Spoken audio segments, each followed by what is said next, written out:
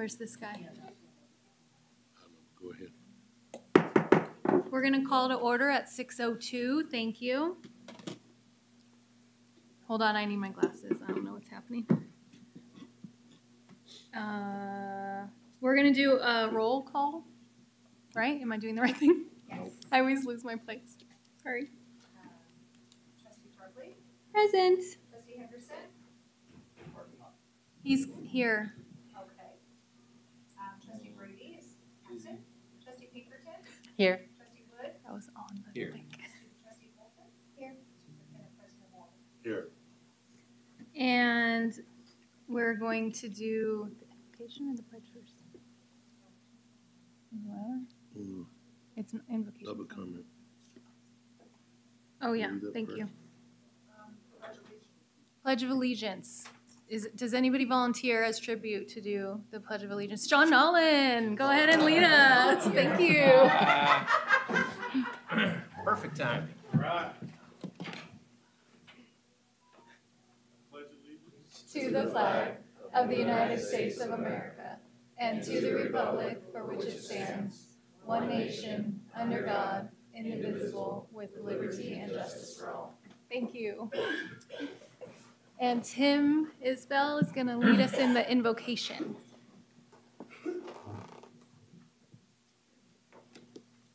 We did the roll call, sorry. We marked you as here. Ooh.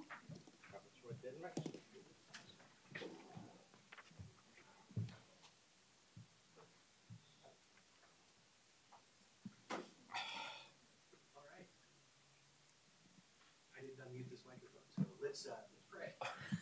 Father God, we thank you for today. We thank you for this opportunity to come together and invest our talents in ways that make meaningful changes for your people. Father, we ask for your wisdom. We ask for your guidance. We pray for your protection this day and always. In Jesus' name. Amen. Amen.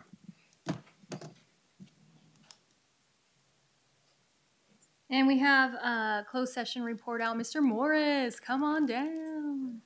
Thank you.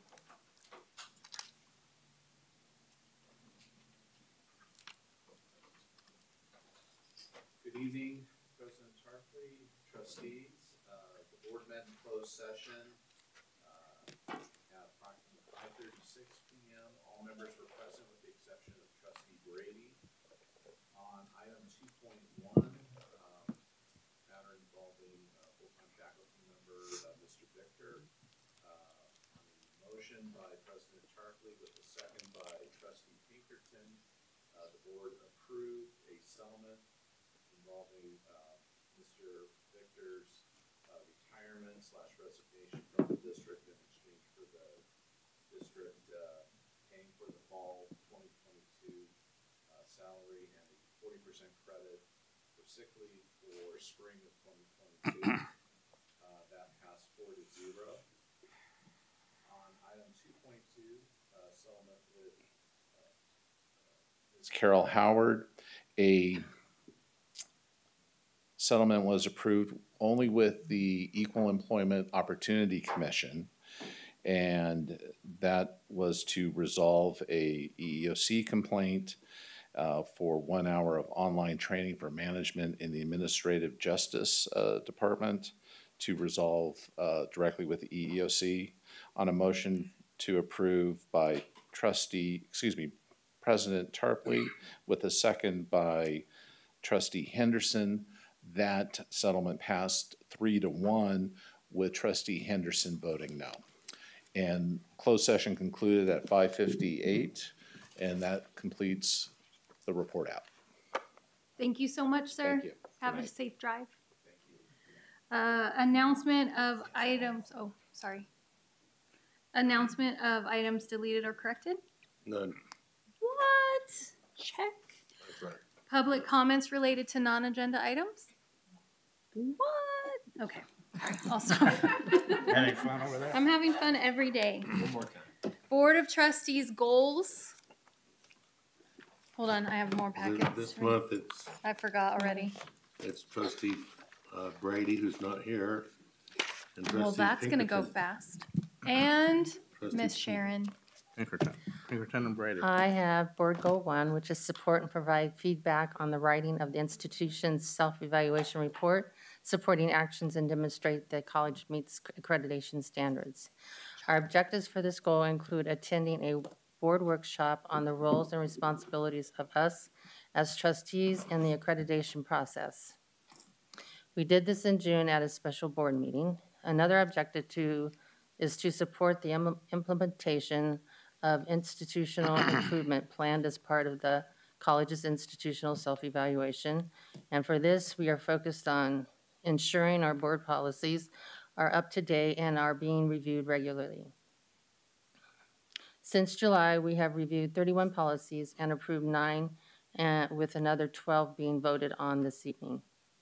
Finally, as an objective to this goal, we've asked the district to provide quarterly reports on the progress of the college's comprehensive ACCJC report.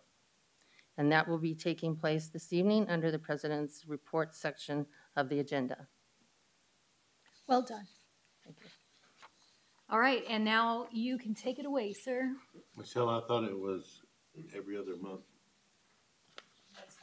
that these reports were asked for. Was it this or quarterly? Some of them are quarterly and some are every other. Okay. You All right, tell us well, what you want to tell us when you want to tell us. It's kind of what we do, but okay. So the law requires that the board adopt a final budget. You did a tentative one in June. You have to have a final budget by September 30th of the year.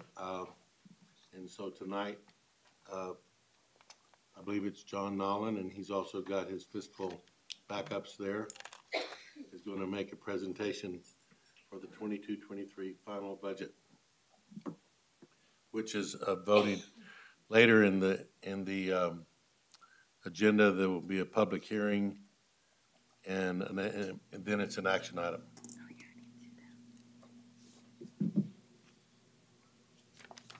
Okay. First of all, I'd like to introduce the board to our new Director of Fiscal Services, Marie Vidania Barda. She's been with the district for a few years, so you might recognize her name. But she had a lot of experience in all aspects around the campus. So she started her new position on August 1st. Very happy with our search for that position. So Karen Hardy is here. She was the former interim director when Shante left. So Marie is now taking the wheel and we're hopefully heading in the right direction. So you'll see in this final budget what a rosy picture California has as far as money raining from the skies. So next slide, please. The economic update. COVID-19, of course, has been disrupting the state since March 20. With that in mind, the state threw another $650 million at the issue for the community college districts. The state's projected budget was $300 billion for the fiscal year. $55 billion came in more taxes expected in January. The total surplus was $97.5 billion. The state budget supports community college with a vision for success. It's adopted by the Board of Governors, provided increased funding for equitable student success and loss of enrollment. Okay, recap of last year. So total computational revenue is calculated with a new student-centered funding formula. And 3 times during the year, we get a calculation from the state using their new funding formula. So advanced apportionment is typically in August. They told us last August 21, our apportionment was $60.7 million. First principal apportionment comes around in February. They told us we had $67.8 million to work with last year. Second principal apportionment comes in June. Lo and behold, we have $70.5 million. So our budget's kind of moving target every year. So we start out in advance, they give us that number, we build the budget, and then of course it changes based on our enrollment and based on all the enrollments at 115, 16, 18, whatever colleges we have. So it's a moving animal. Next slide, please. So this is what our second principal apportionment looks like. If you go to the Chancellor's Office website in the apportionment section, this is our Exhibit C that shows all the calculations. And if you can see that first, that box on the right-hand side, that's the $70,596,360. So we want to be transparent. We want everybody to know. You can go to the website, and that's our revenue number, and that's the number that you see on all of our schedules and spreadsheets. So that's published and available at the Chancellor's Office. Okay, next slide. Unaudited actuals. There's our computational revenue. That's $75,963,60. So when we closed the books this year, revenue was $70,596,360 plus some local revenues. We closed the books, we have a surplus of $8,687,979. So that left us with an ending fund balance of $21.8 million, which is 28.89%. That's last year's numbers. So go ahead, next. So here's kind of where the savings came from. We had increased revenue of about $1.5 million. We had savings budgeted in the classified line, certificated line, and the employee benefits line. That totals about $6 million. President didn't use all of his contingency, but we had some deficits in some of our utility costs, of course, because of some of the inflation we've been experiencing since December of last year. So next slide, please.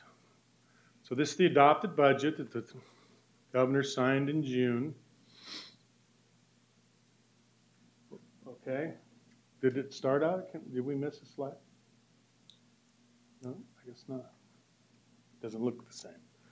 So anyway, these are some categoricals that were included in the budget. Some of them are new. The funding for the statewide level, and then the allocation for VVC. So we got retention enrollment. I think it's the second year. It's one-time funding, $150 million. VVC got $1,349,061. Second item is deferred maintenance. This is the big one. They put $840 million in deferred maintenance. So the governor originally put $1 billion in there, and the legislature cut us a little bit. But that's the largest commitment to deferred maintenance in the history. Well, as far as my history anyway, 24 years. VVC allocations, $8,946,910. So that really should help us get some roofs and some paint and some carpets and get some of the broken down plant fixed. We will have to arm wrestle with Dr. Scott on what portion of that will be instructional equipment, but it will probably be a very small number. 5 digits. Give them the $910. There you go. There you go. Yeah. We'll split it between 2 years too. So the governor, there's that $650 million one-time funding for the COVID-19. VVC allocation was $5,818,262. There are some restrictions on how that money can be spent. Originally, it was going to be pretty, in the original governor's budget, it was going to be a pretty flexible, unrestricted kind of allocation, which we were excited about, but legislature kind of changed the tune. CA got an increase, so VVC allocation's $4 million. Student Success Completion Grant is $6.4 million. That's part of the student-centered funding formula. Part-time faculty health insurance went from, I think they went from like $500,000 annual budget to $200 million. So I think it was like 500. It was a very low number. We at this time right now do not participate in that program. So we're in negotiations with our part-time faculty about that program because the state's encouraging everybody to initiate that program. EOPS got a 25% increase. Their allocation's $2.2 million. CARE got a 57.5% increase. Their allocation's $358. DSPS 26% increase, $1 million budget. California Promise 25% increase. Our portion's $443, $691. Apprenticeship, we don't currently participate in that program. Okay, some more. Basic needs, food security, VVC allocation 659, 952. Next up, got an increase, VVC allocations 1,156. Student housing, got an increase, our allocation, this is 700,000. Rising Scholars Network, I think that's going to be a grant / application to be determined on that funding. Information technology and security, $110 million allocation. I believe there's like a $50,000 base allocation for all districts, and then we've got I think Stephen's got to do a 380. It's only 231. 231 questionnaire, and then somehow the state's going to Read that. use those 231 questions to determine how much money we're worthy to have for our security. Be interesting to see how that turns out. Okay. Student-centered funding formula for the entire system was $8.7 billion.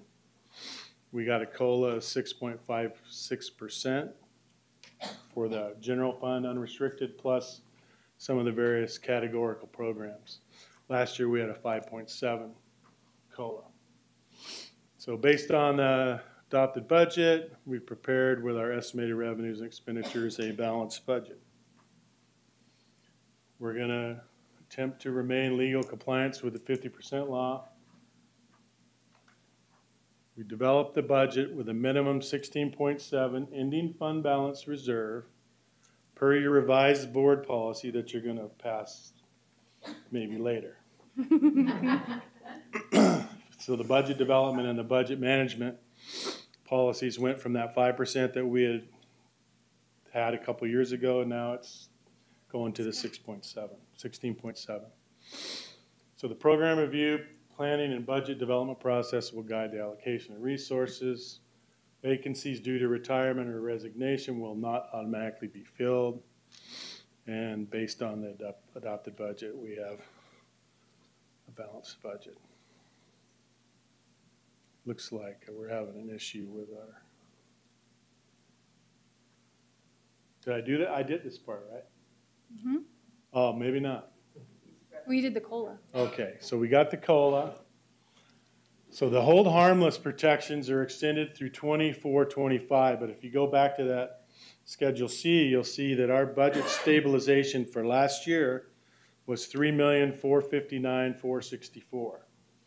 So that stabilization, I think Todd had a, what is it, 150 questionnaire for this program, which is called Emergency Conditions Allowance. So he had to do a long questionnaire. And I think last year we did, Dr. Wall and I did a one-page affidavit.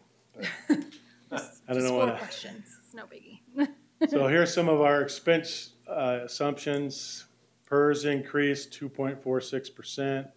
STIRS increased 2.1%. Of course, we created the president's contingency, so that's a 1%. And we typically will fund the budget augmentations through the president's contingency. Cautions and concerns. We will not continue to see general fund savings experienced in 2021 and 21-22, and I'll show you when you look at the spreadsheet. We're really not even on the expense side where we were in 1920 before COVID. And that's where you see all those savings in the salaries. Mm-hmm. We had more salary and benefit expense in 1920 than we had in 21-22. So we got inflation. I don't know if anybody watched the news today, but 8.1% inflation rate still. So that's a little bit unnerving. benefit rates continue to go up. And then, of course, this revenue losses due to the COVID and some bookstore operations, parking permits, that kind of thing. We're going to fund through HERF, but that will all probably, well, may end this year. We don't know if HERF will be extended or not. Okay. There's our enrollments. So 18-19, 19-20, we're at 95-65. 2021, 76-76. Last year, 81-84. So that's kind of where our enrollments have been. So where you see the fiscal year 19-20, 95-65, the difference between that and 2021, that was what we lost in COVID. That was 20%, down to 76-76. We grew by 9% in the 21-22 year. That's great. Okay, and then you'll hear tonight from Dr. Scott what it looks like we're growing by this year. But that's the percentage, so you know we recouped all but 12% of what we initially lost. And that's good news because there still are a lot of districts that enrollments are down. And we're one of a minority probably that are experiencing growth. Last year a little bit and a little bit more this year. So we're headed in the right direction. Next slide, please. Good job is all I have to say about that.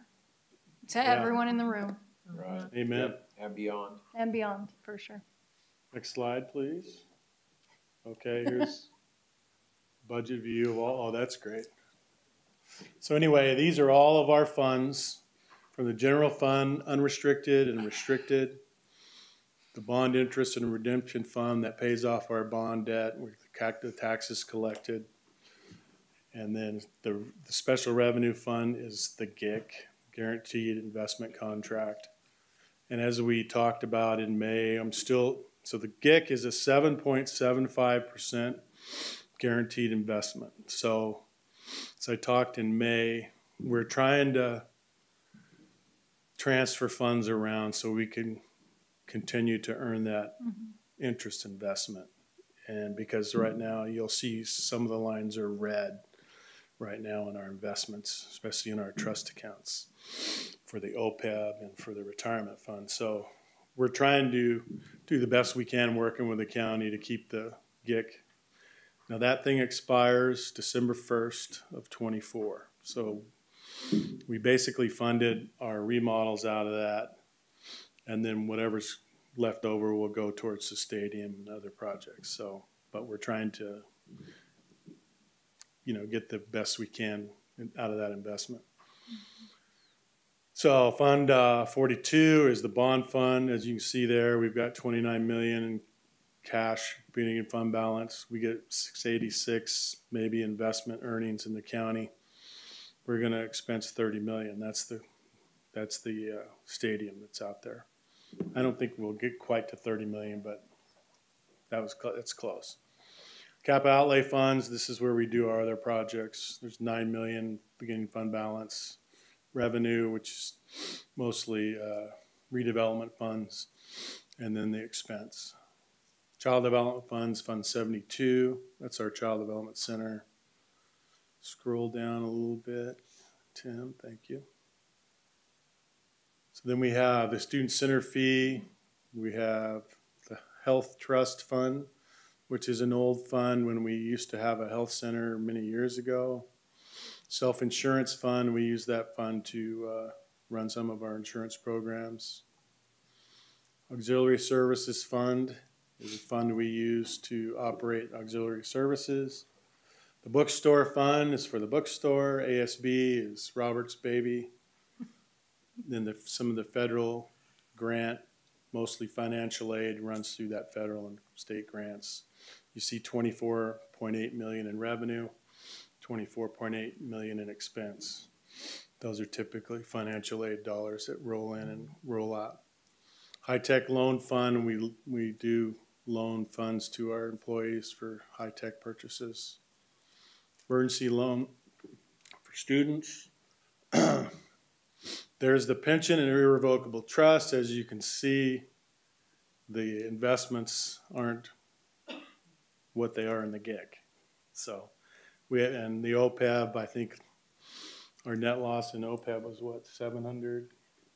Yeah, somewhere around. We lost 700,000 last year in the OPEB investment, which was better than the benchmark, but that's not much to brag about. So totally, we have all funds. We have a fund balance starting the year at 107.7 million, revenue of 207 million, expense of 244, projected fund balances next year of 70.7. Okay. So this is kind of hard to see too. This is our facilities projects. So you can see on the top area are our capital projects. So we're going to finish up the mods on 50, 52, and 55. We're going to expense about 3.2 million, complete that. The stadium's about $40 million project. We've completed 2.76 million. We're going to expense 30 million in the current year. Rams Cafe is a $2.75 million project. We've expensed 1.36. We're just about ready to finish that up in the next. We're going to do the punch list in a couple weeks, the 21st. Do the what? Punch list. We're going to do the walkthrough. punch walk. Deanna and we're going to be interviewing for managers here pretty soon, so we're going to get a manager hired in there, get some classified, get that new cafe up and running hopefully this fall. As the Breezeway project where we had the sewer issue, we've got to spend a few bucks to clean that mess up, so that's got to go to DSA, so I might be retired by the time that gets done. But then the projects below are the 21-22 state-funded maintenance projects that were approved by the Chancellor's office last year. This year we have the 8.9 million that we have to get our project proposals into the state by the end of October, and they'll approve those projects for us to move forward. And then the large 8.9 million, they're giving us up to 5 years to spend the funds. So this program was like a 2-year program. It wasn't near, it was 3.3 million or something like that. So this is a little bit less money, less time to spend the money. But that large allocation, they're giving us a couple. They've actually made it a little bit easier for us. Okay. COVID relief funds. Okay, here's what we've done in COVID. Dispersed 18.6 million to students through August of 22. We spent 8.5 million of institutional funding. Institutional funding has been used for cost of additional courses, labs, counselors, supplemental grants for veterans, laptops, internet connections, personal protective equipment, and the lost revenue. Unspent funds carried forward into 23. Student aid, there's 4.9 million left. Institutional funding, there's 30.8 million. And I believe that number includes, go to the next slide, that includes the new 5.8 million that we're getting from the state. So it's 25 probably, or 20 in federal money left, and 5.8 in the new state allocation. So there's still a lot of COVID-related funds to be allocated and expensed. And I think that might be the end. Well, there's a major portion missing. There is no unrestricted general fund adopted budget presented. So Tim, can you open the attachment? No, we didn't cover this. It was a missing page. Yeah, you're right. So Tim, if you'll open the attachment. Yeah, there you go. And go to page 6, we'll have it. That missed all of our edits. Yeah. Probably the main one we wanted to show. Yeah, that's the one I toggled back and forth about 1920.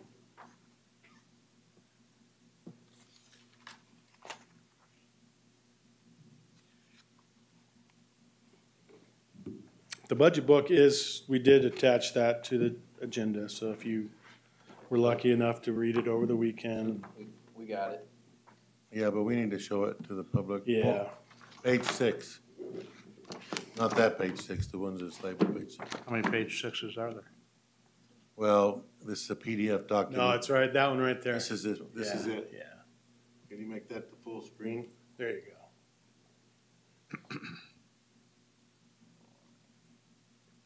So this is a spreadsheet where we show the 3 prior years and the projected years.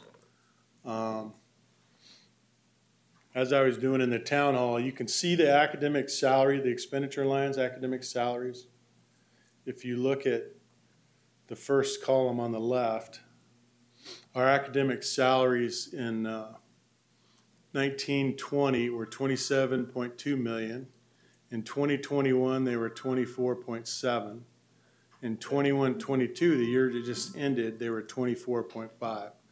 So that's where I was trying to point out that we're still not in the salary and benefit expense area that we were in 1920.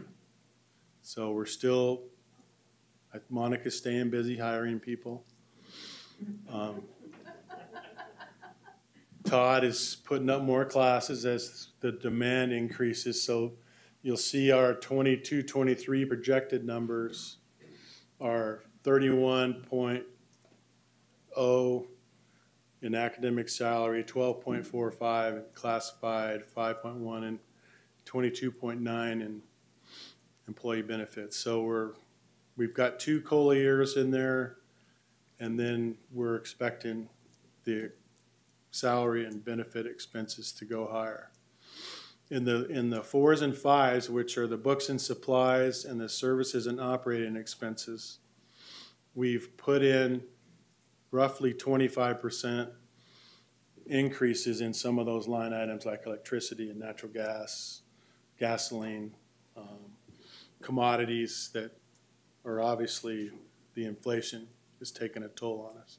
So that's why you see that 7.9 go to 10.4 and that 684 to go to 742 as we're trying to put enough funding in those line items to cover the costs. So if you can see, we went from an 18.46% ending fund balance.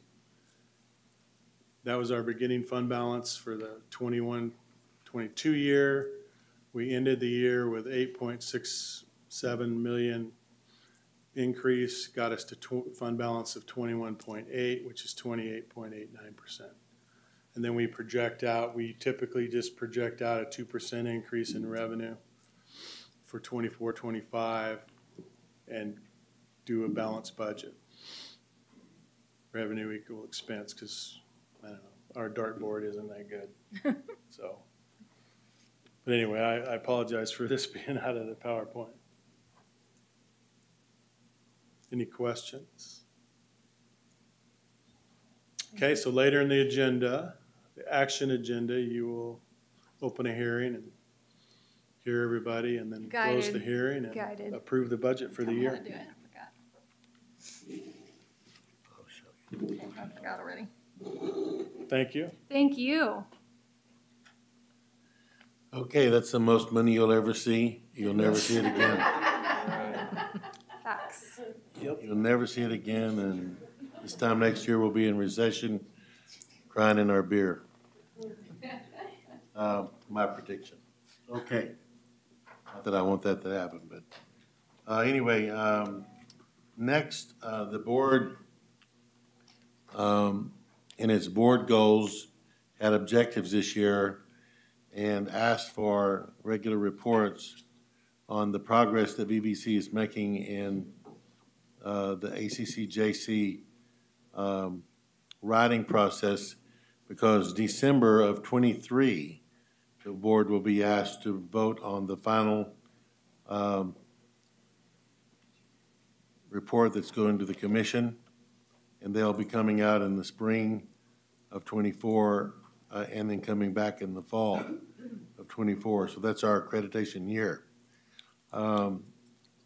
So Todd, Scott, is our accreditation liaison officer. Every college is required to have one, so We need a He's- little bit more he's- enthusiasm. he's the best that we got. There it How's is, that? there it is. I got sprung a hammy. Minstrel. Another exciting PowerPoint presentation by me. In terms of its Content. flashiness. Bells and and- whistles. So thank you for having me, President Tarpley, board members, President Walden. So I'll start out with the ICER, the Institution Self-Evaluation Report. In September of 21, we had our ACC JC Vice President. All the colleges are assigned a liaison with the ACC JC and their vice presidents, and Catherine Webb is our vice president.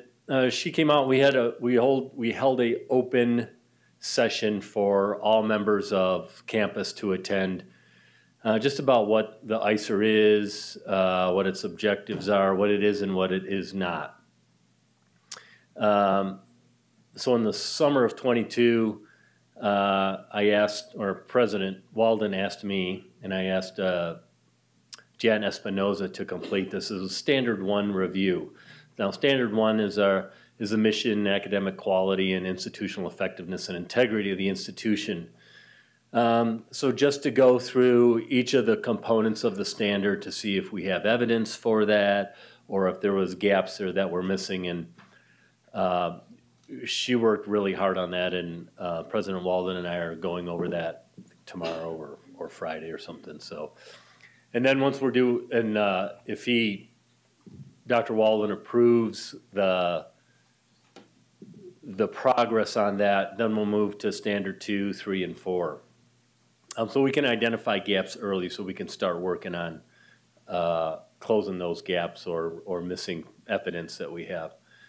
So for this fall, we've submitted a substantive change for our correspondence education, which is we're going to project to start that in the second 8 weeks in October of this semester. Is Wesley here? No, so I don't know, he was over at the federal prison. We're going to start with full-time 60 cohort full-time students at the federal prison. Get that out of the way, and then there's 300 full-time students on the waiting list at that federal prison there. So that's going to be quite a program that's going to be good for not only VVC, but for those justice-impacted individuals inside the gates there. So these 60 students that will be starting this fall will generate a little over $400,000 in revenue for the college this first year. Just 60 students. Imagine The 300. if we had the 300, which we're going to get, but start and work out the bugs. So when it comes to enrollment, strategic enrollment management, we're careful to not put all of our eggs in one basket. Mm-hmm.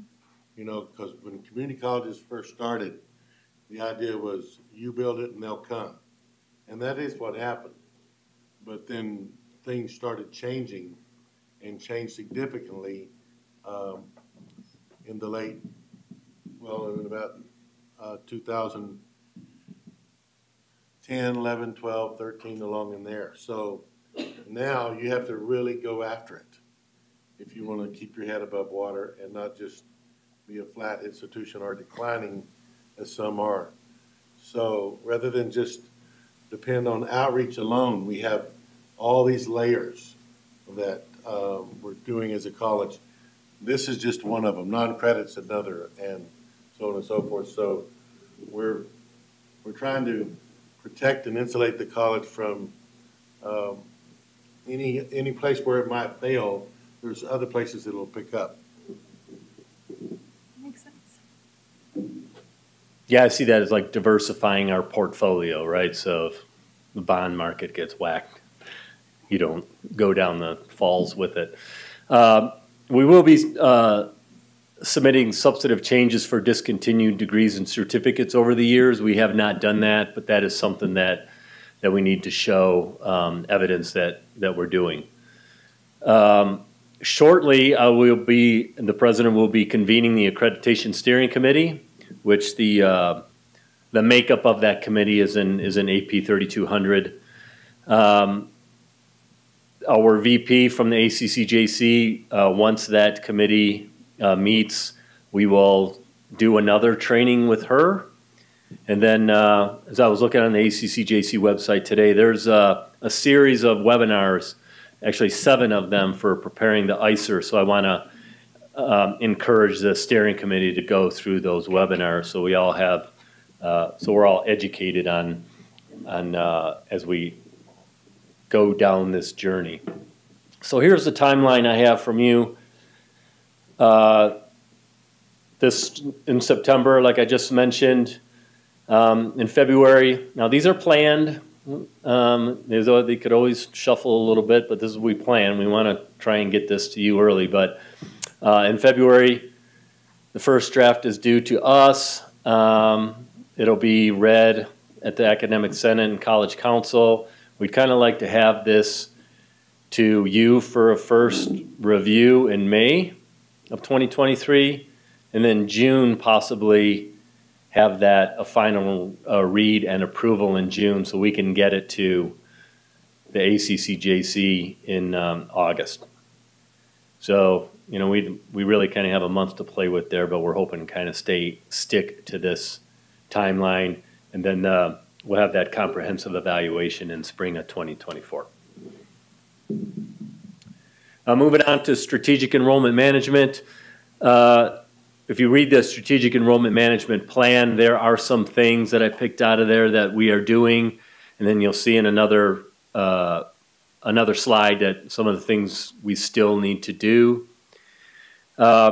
So we are working with Elder Tree to start a branding project. They were here last Friday and did some testimonials and some focus groups in terms of what do our employees see as Victor Valley College. And then they're coming out Thursday, I believe, on Zoom to talk to some of our students in regard to that, and they'll be bringing some branding recommendations to us. The other thing is journey mapping for students. So when a student enters a program, they got a sheet of paper, they can look on a website, so they can see these are the classes I need to take in my first semester, these are the classes I need to take in the second semester. I mean, I had that in all my colleges that I went to. I never had to see a counselor because I knew what I had to take. It just had a box and you just checked it off. Okay, I took that class, took that one. That's what we want to get down to.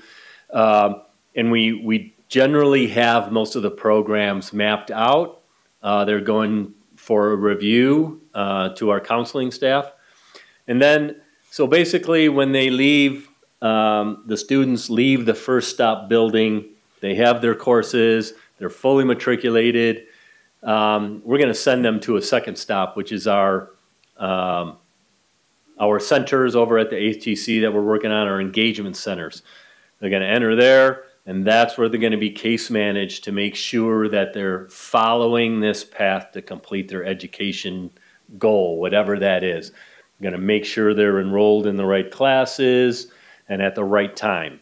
So trying to avoid all these extra credits that students take as they're trying to wind their way through their college experience. So the Enrollment Management Committee, we formed that, put together the operating agreement in spring of 22, and then we're going to reconvene now in fall of 22 and start getting some work done, which I'll mention a little bit later. So part of that strategic enrollment plan was also a software for real-time enrollments. So I don't know how many sections we have, 1,500 sections a semester. Guess how the rooms are done? By pencil and paper. That's how we schedule rooms for 1,500 sections. but no more, because there's all sorts of issues surrounding that. We recently engaged with the company Ad Astra. It's a room scheduling software. And part of that, as we mature with this company, is they're going to start providing predictive analytics for us. So to begin with, we have a room. We know the room seats 40. And when the IPSs or scheduling coordinators start entering a class, you're going to say, oh, I can see you have 40 students, or you need 40 seats. These are the classes, these are the classrooms that are available that have 40 seats on it. And these are the ones that are available at the time you want to hold this class. So you click that room and it logs it in there and it puts it on the calendar and it puts it in the big spreadsheets that they have. And when enrollment starts, it tracks with colleague on real time, and it will start telling you, hey, this class is getting near enrolled. Do you want to add another section, or this one's lagging behind, based on the predictions that it made from previous semesters in terms of fill rates. So it will start providing some of that. So the ultimate goal for us is that we use the rooms that we have more efficiently. So we don't have this big room, a big theater room with 10 students in it, and then another room we have on a campus with 25 seats, and we're dragging seats in from the hallway so we can have seats for students. So we're working on really perfecting that, and we're really looking forward.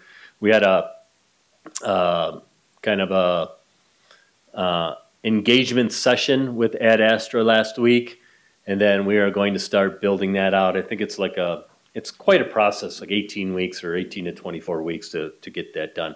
But it is going to involve people walking around campus, opening doors in rooms and counting seats. How many seats are there? How many can we put in there? What does it have? Does it have monitors? Does it have a podium? So those types of things, but it's really going to save a lot of time too, because I myself can't imagine scheduling 1,500 sections on a piece of paper and using a pencil. But that's what our people are doing right now, and I want to get them away from that. So the other thing with the enrollment management plan is to invest in adequate management and staff to support our outreach, recruitment, marketing, student support, retention, and completion efforts. This is where we hired a college recruiter and then an admin support for our outreach director. So he was running around having to do all this stuff by himself. So now he's got some staff to help with that. And to get to that second stop, we recently will be hiring 2 engagement center managers, which will come to you next month. There's a lot of peer mentors involved, students that are serving as mentors for students in these pathways, and then faculty facilitators as part of our student success teams for each one of the 4 schools that we have here at the college. Maestro. So what do we have to do? What's to be done yet here in strategic enrollment management? To start working on our guiding principles, which is establish our standard hour full-time equivalent faculty allocations. So it's based on past performance. We're going to get down to the level of departments and disciplines. Basically, how much are you costing us and how much revenue are you bringing in, and making some decisions regarding that. This isn't we're going to shut down programs because they're losing money process. This is a data-based decision-making on what can we do to help some programs perform better, or as a college perform better and be more efficient in providing courses to our students. Because the more efficient we are, the more sections we can have and the more students we can serve. And that is establishing rigorous performance benchmarks. We have to do professional development in strategic enrollment management and our use of data. And hopefully our SAS process will allow us to utilize some really accurate data for us.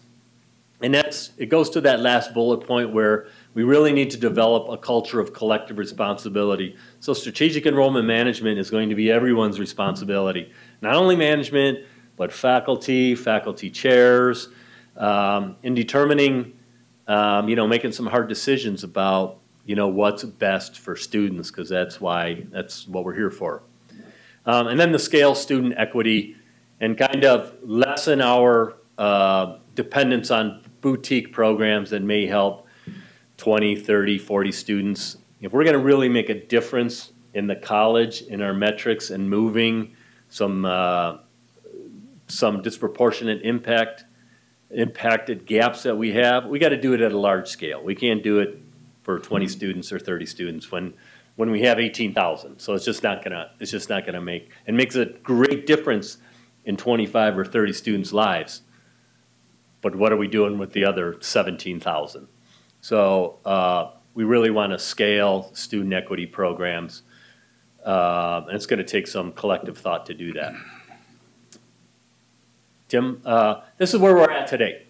So we've been moving back and forth. Census was due Monday.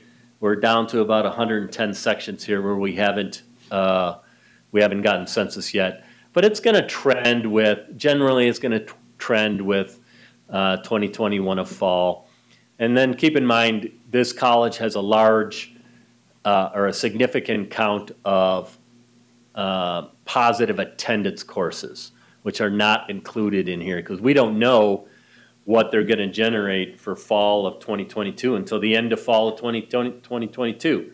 So they're specifically taken out of fall of 2021 as well. So here's where we're at. So as of today, we were at predicted to generate 3,991 FTES. Our head count is 18% over fall of 2021. The enrollment, the number of enrollments, meaning the number of units a student is taking. So your head count is the number of students. Your enrollments are the number of units the students are taking. And then our FTES generation is about 25% higher. Tim? And this is our wonderful Dr. Tarango made a presentation to the Inland Empire last week with the strong workforce, the Region 9 strong workforce group, just about how colleges are doing with their enrollments and more specifically CTE enrollments. And I think people are a little bit astounded about how VVC is doing. And these are just some examples of the programs, how much our enrollment is impacting specific programs, right? Electronics up 119%, agriculture, Tony Bonato in construction, he did a great presentation too about the number of students that he has up 100%.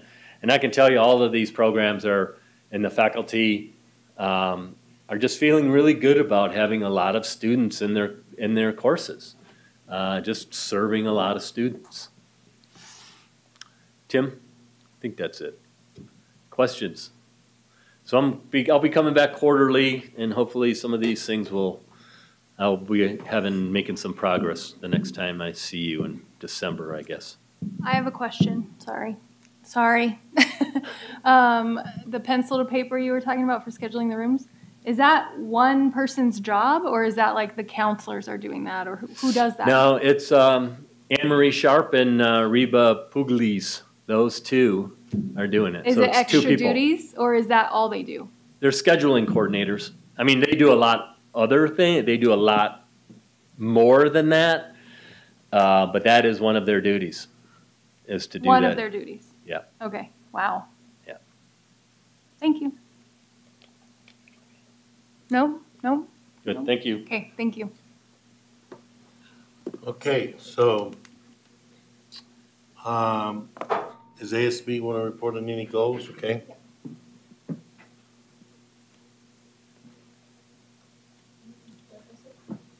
There you go.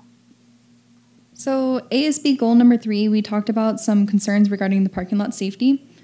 That has been completed and information has been compiled. We're getting ready to come to a cabinet meeting with all the information, with all the maps, and the maps are circled where some of the issues are. So we're getting ready to present that. ASB goal number 4 talked about having a variety of events, including multicultural and LGBTQI+ events to increase student engagement.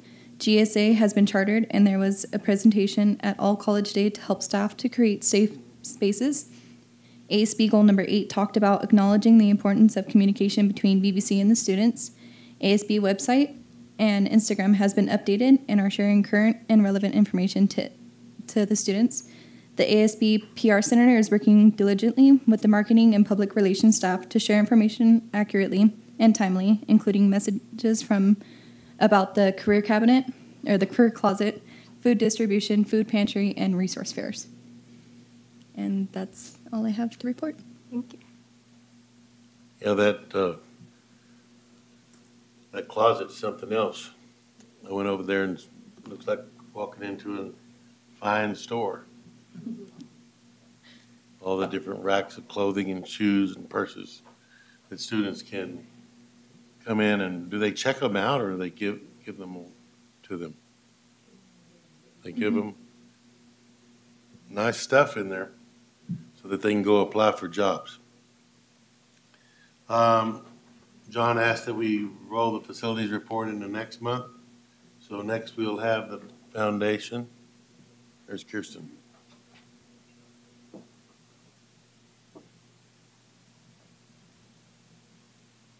Good evening, everyone. Well, August was a great month for the foundation and the campus. I'm happy to report out that San Manuel, if you may recall last year we got the ambulance. Mm-hmm. So we built upon that and we applied for a $98,000 grant in order to expound upon the abilities that the ambulance can provide. And I just want to tell you about some of the things it's going to do. We're going to get 2 cardiac monitors and software for the students to be trained, a birthing mannequin, which can be used alone or worn by a live patient to simulate normal, abnormal, or emergency birthing scenarios, an evacuation chair that can be used in a variety of non-traditional emergency scenarios. So it really provides really good training, hands-on, real life for our students. And there's also a high-fidelity training stethoscope, so students will be able to hear a variety of different breathing issues someone may encounter. So we're just going to be really well prepared for our community with that grant. So that's San Manuel, they're a great partner. Then another award that we received was $584,000 over 5 years from the Bureau of Land Management for the California Plant Conservation and Restoration Management.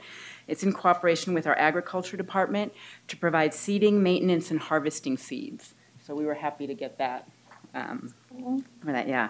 And then we were also awarded $50,000 from Southern California Edison for STEM and fire technology. The funds are used for scholarships, tutoring, campus grants, and equipment. So it was a good month. And then I also wanted to share, as you may be aware, we do campus grants 3 times a year to support the programs. We just finished fall, and I wanted to put our awardees on our PowerPoint for you so you could see them. So you can see EMS, construction technology, biology, fire tech, and then again EMS, athletics, construction, fire technology, and aviation and child development. So we set aside close to $60,000 annually for our programs to apply, and it's open application and the committee reviews, and it's a great process to infuse extra cash for the different programs. And then I'm not sure if you've ever been aware, we do a quarterly newsletter. I don't know if you've ever seen it. It occurred to me to perhaps bring it to you. Please. To see. I know Dr. Walden gets to see this. Thank you. Yes. Just in case you might have it. Beautiful. You have one. Thank you. Like one. And then Richard, I'd like to press the button. So our talented Irene Molinar in our office puts this together quarterly, and it just gives an update on what the foundation is doing, and it's also online. And that is what I have. Well, thank you so much. Congratulations. Thank you. To the college. Yes, absolutely. Via Thank the you. foundation. Nice. All right. Really, the updates to COVID, it's been way worse than this. And so this is actually pretty good. The transmission rate in the county is down. It's below 1, which is good. The San Bernardino County reporting daily average cases of 395. In the last report they gave out, we were at 553. So you can see the number of cases going down. At the college, I get a report every week, what's going on. This latest report, there was 1 faculty member out with COVID, 2 of our staff, and 6 students. It's not bad. I think, and really, most people now are getting this, and I mean, you might get real sick, but we haven't had any deaths, thank God, or nobody in the hospital, so it's way better. And we have a brand new COVID coordinator. Her name is Giovanna Mesa, and I don't think she's here tonight, but she's doing a great job, and we really appreciate what she's doing, working underneath Monica's area. So the last thing I'll bring up is that last Friday we had our All College in Service Day. That is a mandatory meeting for all full-time employees of the college. It's we incentivize the part-time faculty with a stipend if they attend, and so I'm estimating that we had about 400 people there. And then Tyler made some fantastic food. It was just a great day. It was a morale boosting. I heard nothing but good. I did a State of the College presentation, which I'm working on. It's still in formation for the High Desert Education Summit that's coming up in October. But that was my first run at that. And there's a few things that'll be different for the public, what the things they would want to know versus what the college people might want to know. So anyway, it was a successful day. After about an hour, we broke up into breakout sessions, and there was 8 of them, and they repeated. So people got to choose which one they wanted to go to for 1 hour and then pick a separate one for the second hour. And just, as I said, a great day of training and professional development, and we'll have another one in the spring. So that concludes my report, unless you have questions. We're good. I like being up 20%. Yes. And enrollment in Congratulations, 25% in FTS, which really, the dollars are in FTS, so if All that right. holds, we're gonna be in really good shape. Yeah, definitely. All right, so moving on to reports, we have Academic Senate, Not here, AFT part-time, not here. ASB. These darn microphones. We had our back to school event with the bookstore. We had Club Rush, September 11th, the 9/11 ceremony on Saturday. I want to thank all the board members, faculty, staff, and students and administration for coming out to help with the flags. Robert was recognized by Charlie Giles. I'm pretty sure I butchered that. He got a little plaque. He was gets to hang it super excited about it too, because he loves recognition. Charlie Gills was on ground EMS supervisor at Ground Zero on September 11. And there was also another young lady, another young lady out there. Her name was Reggie. She was an EMS first responder who was also part of the September 11. Yep. And that's all. That's all? Okay. CSEA, Not here, CTA, not here. management. They're gonna miss. Don't be too excited. Just that management, sometimes I wonder. Anyway, I am Dr. Teresa Seaside, and I am the Director of Nursing and Allied Health. And I want to thank you that we can come once a year and let you know what we're doing up there. Sometimes I feel like we're on the outside of the world there. Anyway, Allied Health, the medical assistant program runs in the evening, Tuesday, Wednesdays, and Thursdays, spring and fall. I just talked to Heidi Shaw. She is our part-time instructor. Actually, she's been doing full-time because she also does winter and spring. Winter and summer. And so she normally has about 40 students in the fall and the spring semesters. And then when she's doing the externships with them, there's about 12 to 20. They don't all come back to do the externship. So, Can you move your mic down? sorry, I thought I had a big enough mouth. Okay. This is being streamed live, Yeah. so people can hear you out there. Okay. Do you want Sorry, me- thank you. I That's didn't mean to okay. interrupt you. Thank you. I just thought I was loud enough. Okay, then the CNA program. We run one a spring and fall, and they have Monday they have their theory and then a couple of clinical days because we have to split the class. We generally get a lot of applications, but we generally end up with about 25. They have to do everything an RN has to do to go to clinical, and so there's a lot, and some of them just, I think, get afraid. But we had our high school program this summer. We only had 13 students, but only being that the year before we had 40. But what happened was the COVID vaccine, and the parents would not give permission to let their students come in. They have to be vaccinated. All the clinicals are done in the post-acute skilled nursing facilities, and you have to be vaccinated to step foot in there. So they all did fine, went through, were excited. They were probably part of your numbers for COVID, Dr. Walden. 4 of those students got COVID during the summer, and like 1 week at a time. And so finally we just took them all and put them on Zoom for a couple of weeks, and it went away. So it was good, you know. And then we will run that again this summer coming. Phlebotomy is still running community. They don't really have the same semester all the time. It's basically when they can get around to it. It will become a non-credit course, and that's why Richard's here. So, and then we have the RN program, the ADN program. And so I talked to all of you last December, and we didn't have a great visit it was okay, but there were 16 non-compliances that didn't surprise us at all. There had not been a consistent director and leadership up there for a long time.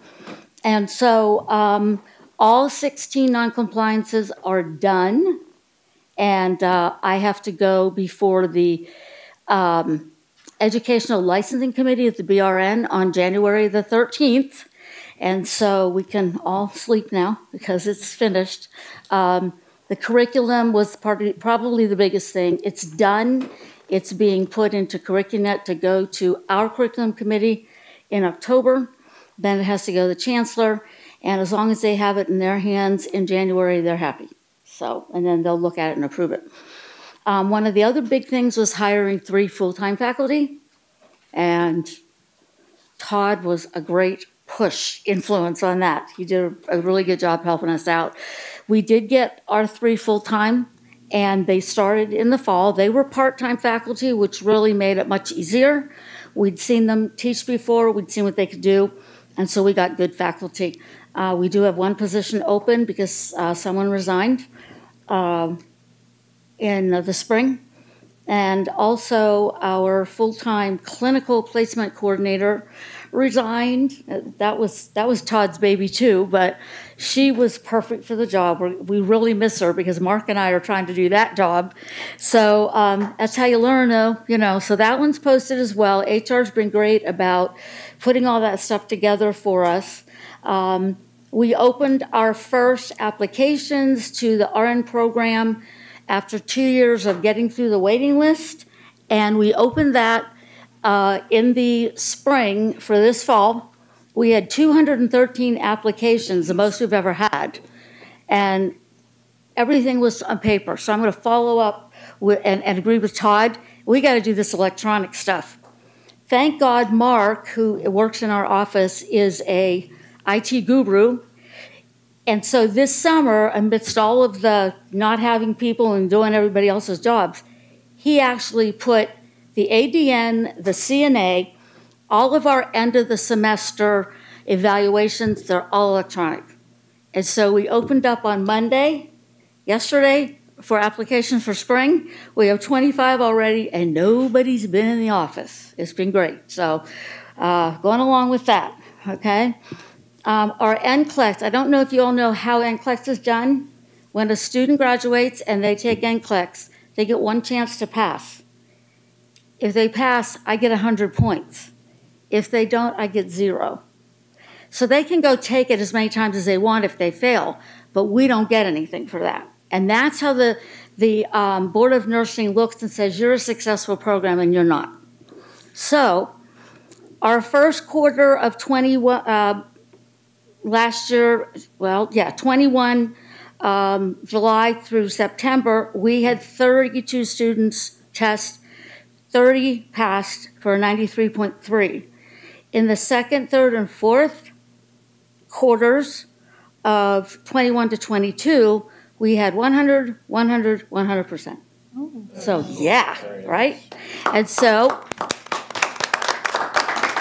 we are just this year, right now, we are 98.33%.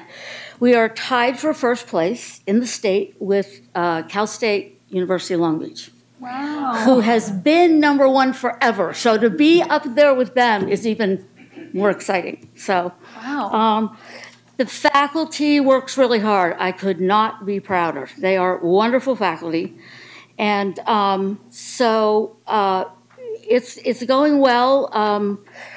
You know, you get this part done and the other part kind of goes, but we'll get it. You know, there's some work to do. But this is the first summer faculty had off for a while.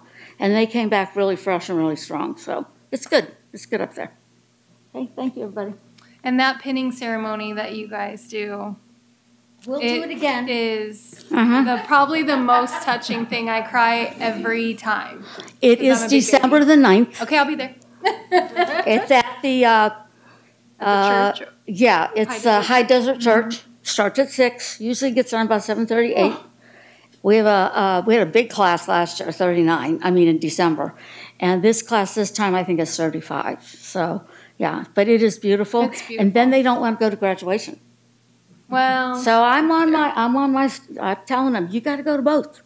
We had quite a few of both. I have to say, I high-fived quite a bit of the. So you said it's December 9th. December 9th. At 6 o'clock.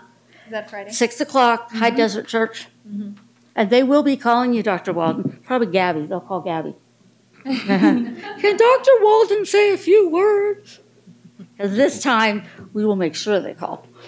Okay, so because the students have to put that together. But thank you, everyone, for your support. It's great. It really is. Thank you. All right, moving on to consent agenda. Motion. Second. Are there any public? Okay, there's no comments. So we have a motion by Henderson, a second by Wood. Student advisory? On just approving the consent agenda. Yay. Sorry, I know. I was like, what? You're all, what is happening? It's a yay? Yeah, it's a yay. It's a yay. All right.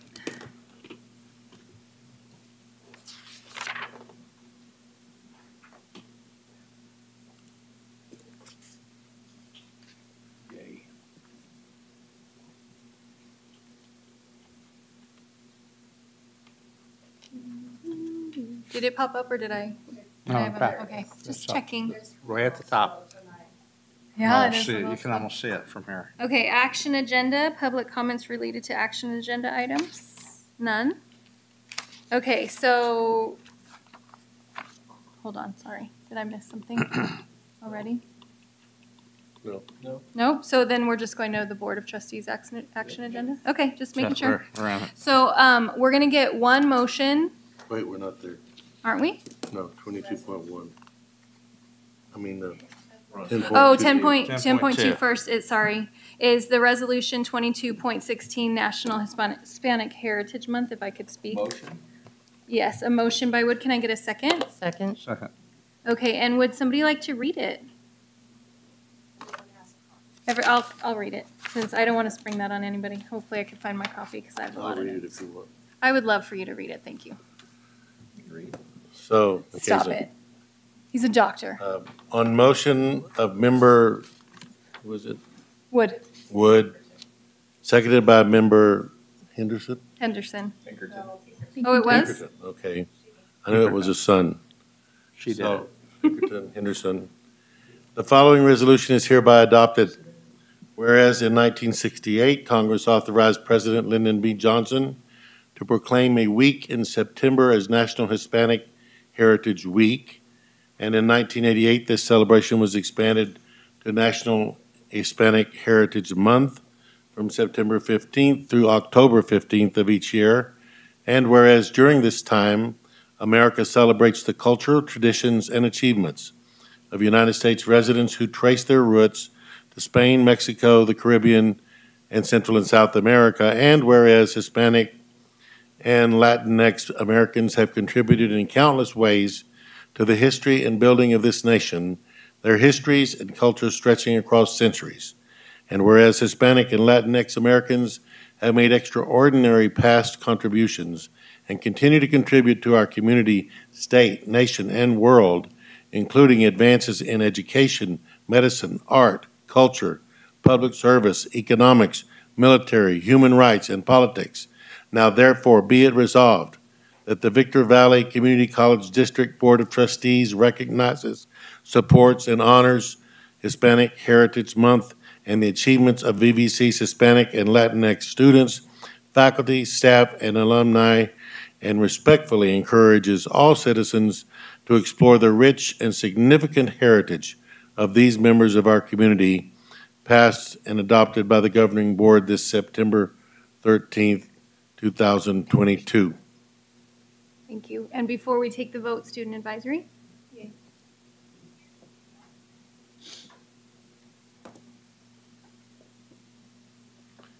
And what we're doing now, when the board passes these resolutions, Gabby sends them out the next day to the entire campus so that the campus knows that this was done.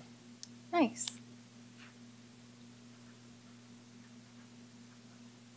Perfect. So then moving on, the rest is board policies that we've reviewed. So we're going to do one motion and 1 second, and then you can just. Okay, do you want to do acknowledgement break while, and then I can work on that? Yes, we do. Can we That's have a great motion idea. For all of them? Yes, that's what we're going to do. But we're Okay. going to take a tech break so that Michelle can get all Motion and that second ready. Break, okay.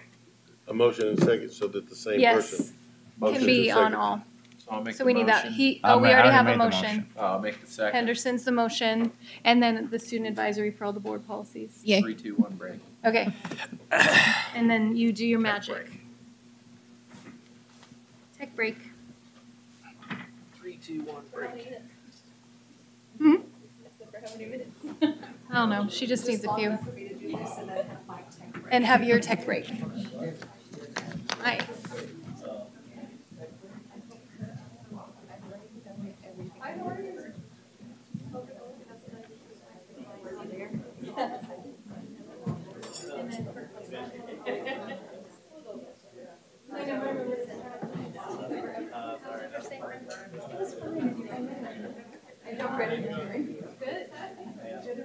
I left my keys in my car. The green one.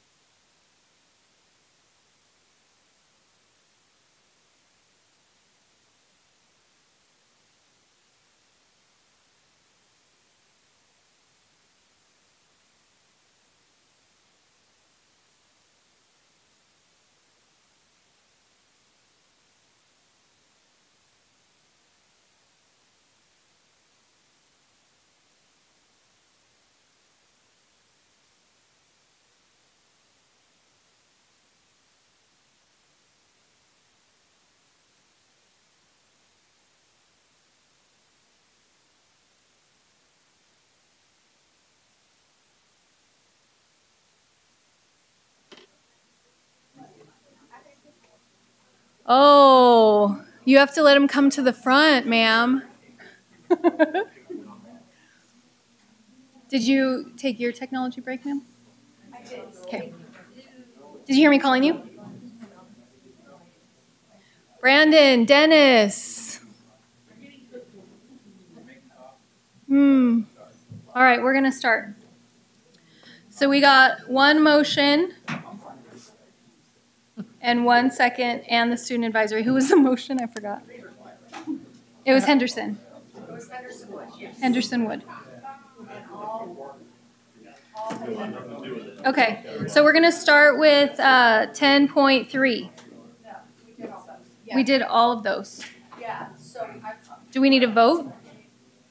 That's what I'm saying. Are we voting, or you said yes unanimously? We voted unanimously. Let's move on. Sorry, that's fine. No, it's fine. That's fine. It's fine. Yeah, it's fine. So then we're moving on to... 10 point. You did it. We did it. Good job, guys. So we're moving on to 11.1 foundation donations. Can I get a motion? Motion. Motion by Henderson. Can I get a second? Second by Pinkerton. And student advisory vote? Yay. Yay.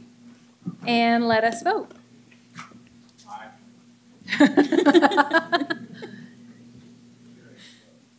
Student advisory. I did it. Oh, you did. I did. I missed it. I even remembered.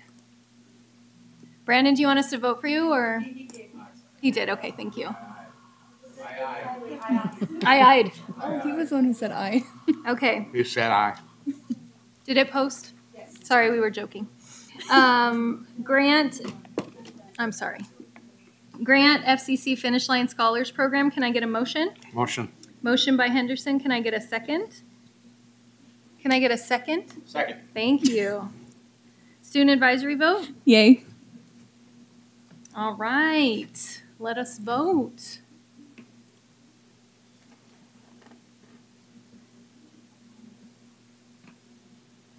And now I want coffee. It smells so good. All right, moving on to 12.1, amendment to the LPA agreement. Can I get a motion? Motion. Motion Henderson. Can I get a second? Second. This is Second the Wood. architectural fund firm that designed the Ed Event Center and Athletic Complex. Is this our amendment? Yeah, so their rate is tied to the amount of money that the bid came in at. So we have to pay them extra because the bid was higher than we initially expected. Yeah. Student advisory vote? Yay.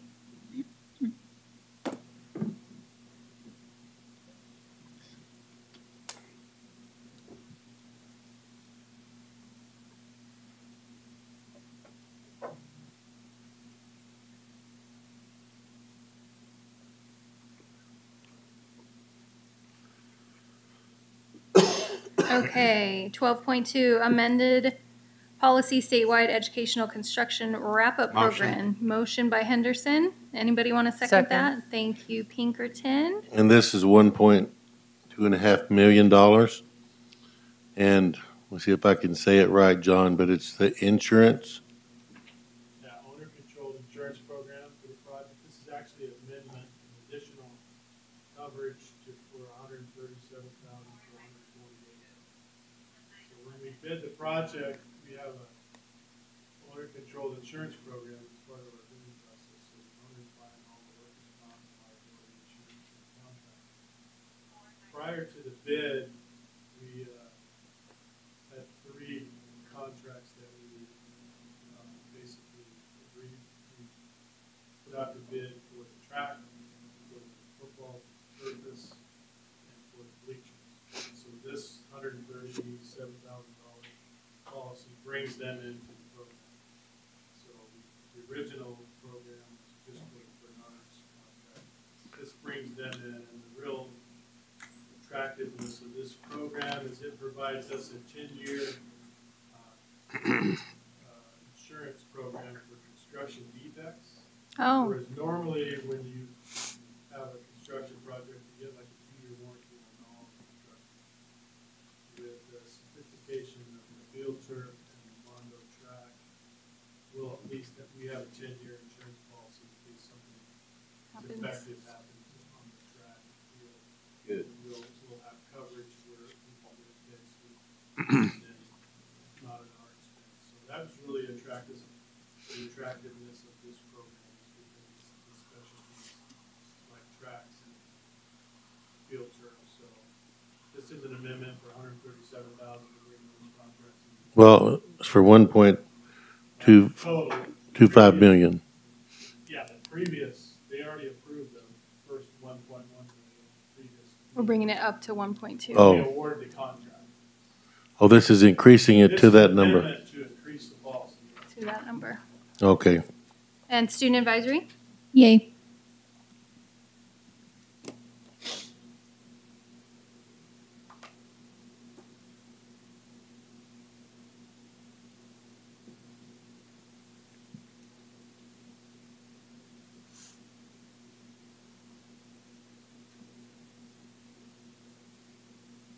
Okay, 12.3, agreement renewal, Computerland of the Silicon Valley, Microsoft. Can I get a motion? Motion. Motion by Henderson, can I get a second? Second. Thank So you. that's $64,000 plus dollars, I believe, gives us the Microsoft desktop bundle for faculty, staff, and students. Student advisory vote? Yay.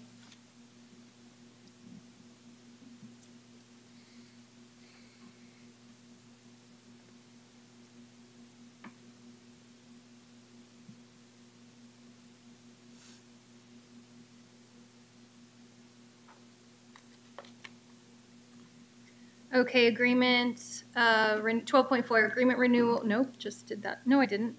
Adobe. Same place, but Adobe instead of Microsoft. Can I get a motion? Motion. Motion by Henderson, can I get a second? Second. Second by Pinkerton. So this is 119,000 spread over 3 years, payable annually at $39,785 for the Adobe Creative Cloud Enterprises. Lots of bells and whistles in this thing. Good. Student advisory? Yay.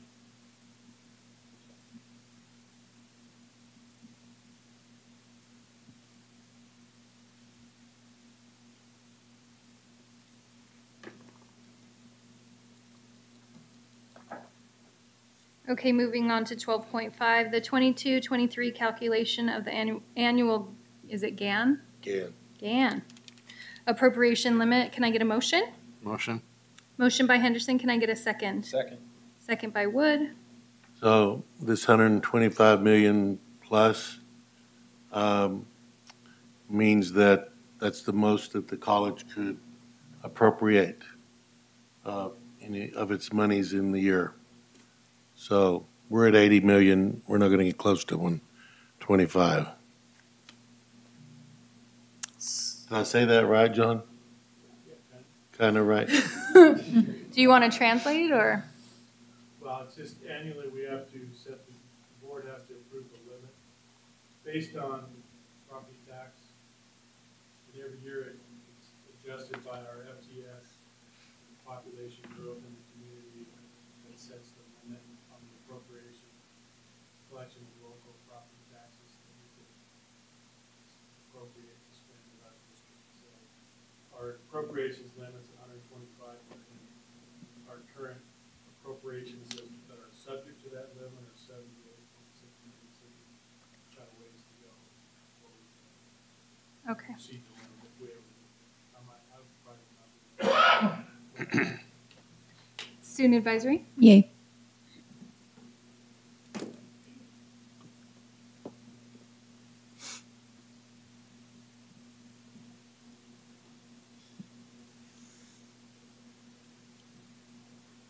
Okay, moving on to 12.6, agreement with PCH Architects. Can I get a motion? Motion.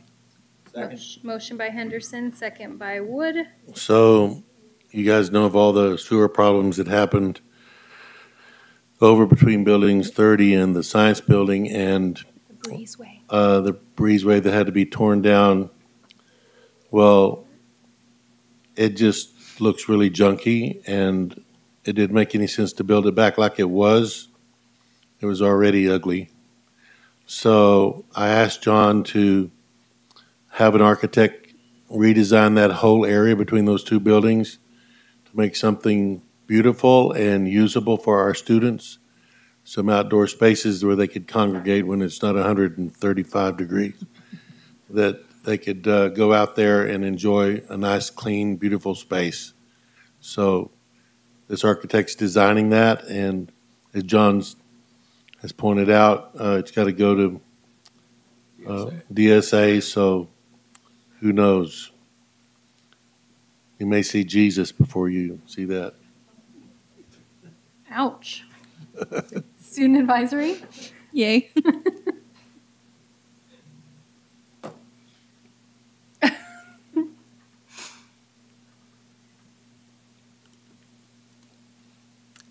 Okay, I need help on the next one.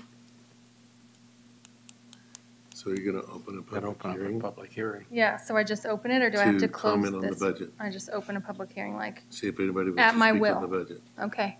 I'm gonna open a public hearing. Does anybody want to speak about the budget? Is that what I do? Yeah. Okay, cool. Sure, That's what like you that. did. Anybody? Nobody wants Anybody? to speak, so close it. So we're gonna go ahead and close the open, wait, what was it called again? Public hearing, thank you. I was so stressed about this. We're gonna close the opening. Close the opening, open the closing. Okay, so now we're gonna approve it. So 12.7, right? First and second, yeah. We need a motion. Motion. Second. Motion by Wood, second by Henderson. Student advisory vote. Yay. Whew. Stressful.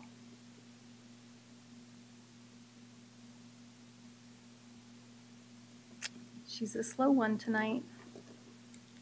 Our board docs.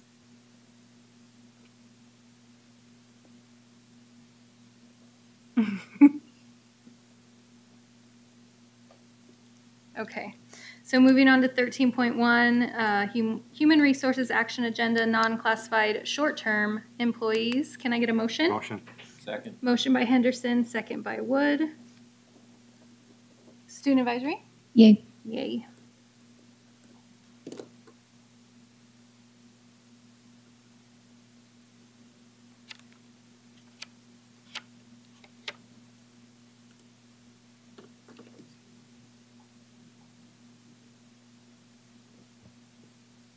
Okay, moving on to 13.2, Employment Agreement Interim Dean of Student Services. Can I get a motion? Motion. Motion by Wood, second by Henderson. Does that sound good? Because they were tied.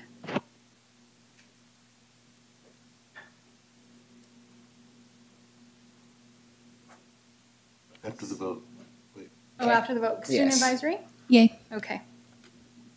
I wasn't sure.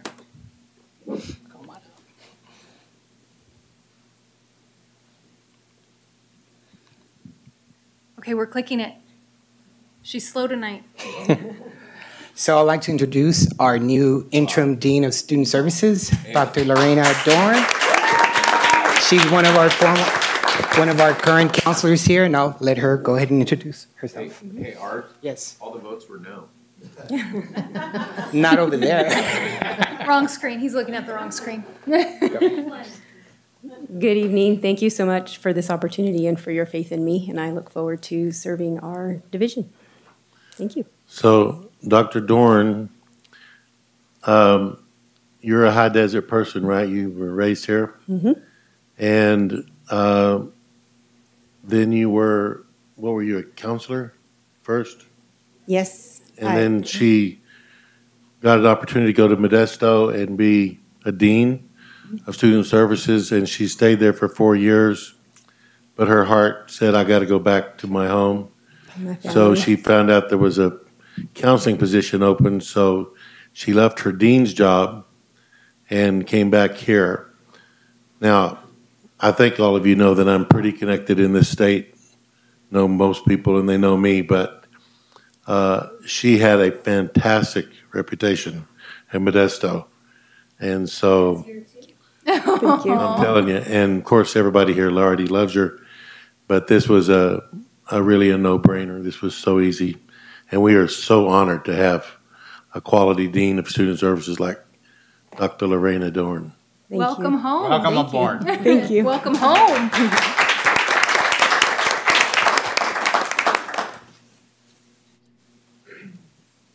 Okay, moving on to Student Services Action Agenda 20.1, amendment to the MOU with Simba Center. Did I say it right? Yep. Okay, cool. Motion? Motion. Motion Second. by Wood, second by Pinkerton. Student Advisory? Yay. Thank you. Help me out now, what was this? That's just to add additional funding for the Simba Center to go ahead and provide services for comprehensive case management, 24/7 on-call medical, and mental health and behavioral counseling that the Searchlight used to do, but now it's taking over. Okay. Okay.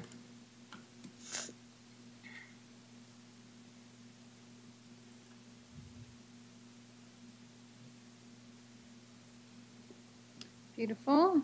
Moving on, 20.2 sabbatical request. Can I get a motion? Motion. Motion by Henderson, second by Wood. So, one of our counselor, Jackie Stocky, has submitted application as per the CBA and Ed Code to ask for the spring to do a research sabbatical that is just the spring of 2023. So this is what we're asking you to vote on and approve. Okay, Student Advisory? Yay.